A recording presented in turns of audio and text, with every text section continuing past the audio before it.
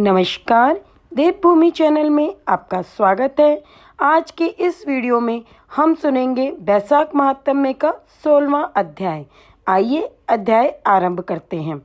श्रुति देव जी बोले, हे राजन, राजा पुरुयश ने भगवान मधुसूदन का पहले विधि पूर्वक पूजन किया और फिर कहने लगा, हे प्रभो, हे निर्गुण विश्व मूर्ते, आपके चरणार विंद धन्य हैं। इनकी शरण में आकर हर प्राणी अपने पापों से मुक्त हो जाता है। हे देव, मैं महान पातकी हूँ। मैंने अनेक प्रकार की योनियों में भ्रमण किया है। मैंने कोई धर्म कार्य नहीं किया और प्रभु की शरण भी नहीं ली। इसी कारण मेरा सुख और वैभव नष्ट हो गया है। मैं जब शत्रुओं के द्वारा पराजित हो गया, तब प्रभु की कृपा से मेरे गुरुजनों ने हरि चरण ग्रहण करने की प्रेरणा दी। हे भगवान, अब आपकी कृपा से मैं पूरी तरह प्रसन्न हूँ। हे संतों पर दया करने वाले प्रभु, आपको बारंबार नमस्कार है। आप मुझ पर प्रसन्न हो। आपके चरणों की कृपा से मैं परिवार और प्रजा सहित धर्म का पालन करने में सफल हो सकूं।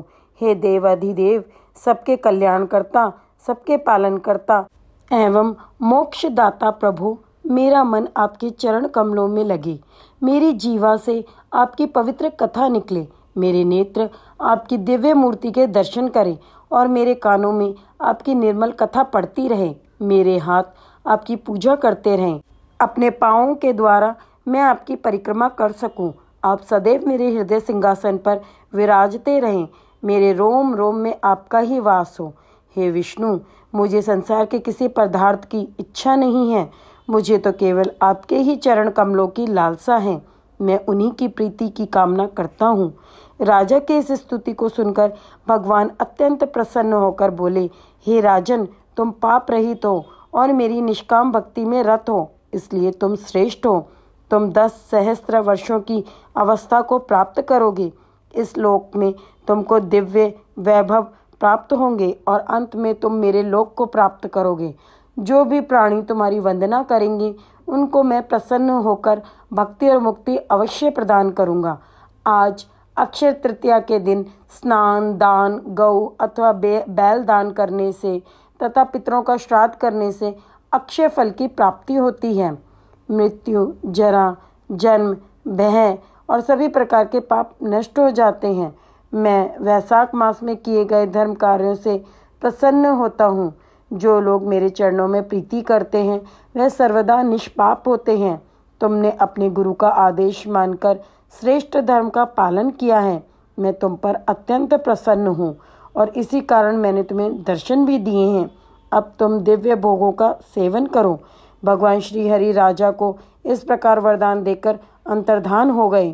तब राजा अति प्रसन्न होकर धर्म का पालन करता हुआ साधु सेवा करने लगा। उसने मन, वचन और कर्म से प्रभु की आराधना की। उसके पुत्र, पौत्र आदि की वृद्धि हुई।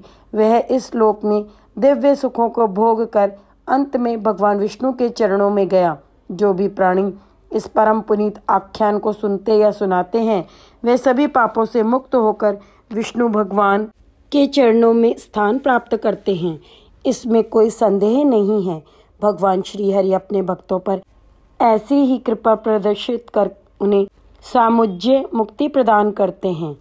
इति 16वां अध्याय समाप्त। यहाँ पर वैशाख महात्म्य का 16वां अध्याय समाप्त होता है। ओम विष्णुवे नमः। ओम माधवाय नमः। जय माता दी।